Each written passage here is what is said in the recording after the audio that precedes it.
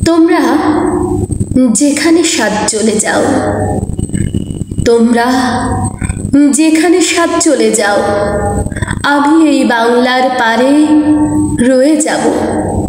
দেখিব কাঁঠাল পাতা ঝরিতেছে ভোরের বাতাসে, দেখিব খয়েরি ডানা শালিখের সন্ধ্যায় হিম হয়ে আসে।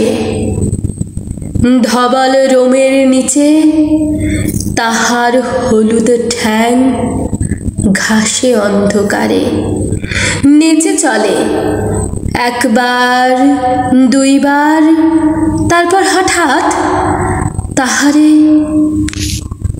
বনের হিজল গাছ ডাক দিয়ে নিয়ে হৃদয়ের পাশে। দেখিব মেয়েলি হাত সকরুণ সাদা শাখা ধূসর বাতাসে শঙ্খের মতো কাঁদে।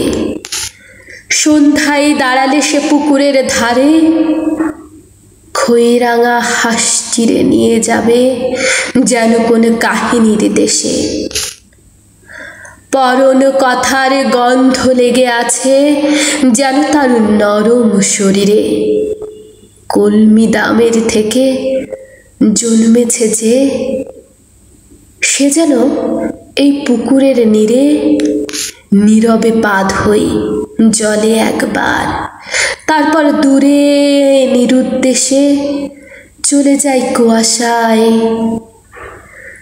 তবু জানি কোনোদিন পৃথিবীর ভিড়ে হারাবো না তারে আমি, সে যে আমার এ বাংলার তীরে।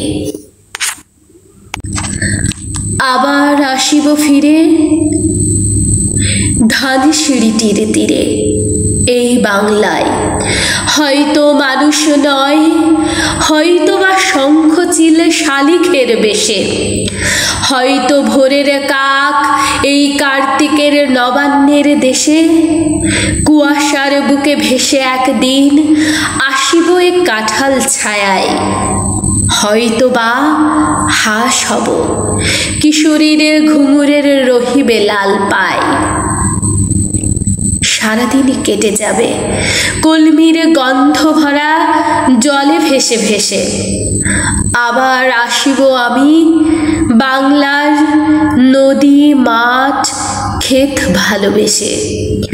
জলাঙ্গির ঢেউয়ে ভেজা বাংলার সবুজ করুণ ডাঙায়, হয়তো দেখিবে চেয়ে সুদর্শন উড়িতেছে সন্ধ্যার বাতাসে, হয়তো শুনিবে এক লক্ষ্মী পেঁচা ডাকিতেছে ঝিমুলের ডালে, হয়তো খয়ের ধান ছড়াতেছে শিশু এক উঠানের ঘাসে।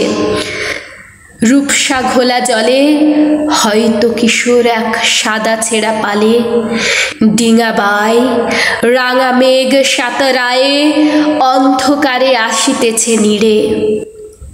দেখিবে ধবল বক, আমারেই পাবে তুমি ইহাদের ভিড়ে।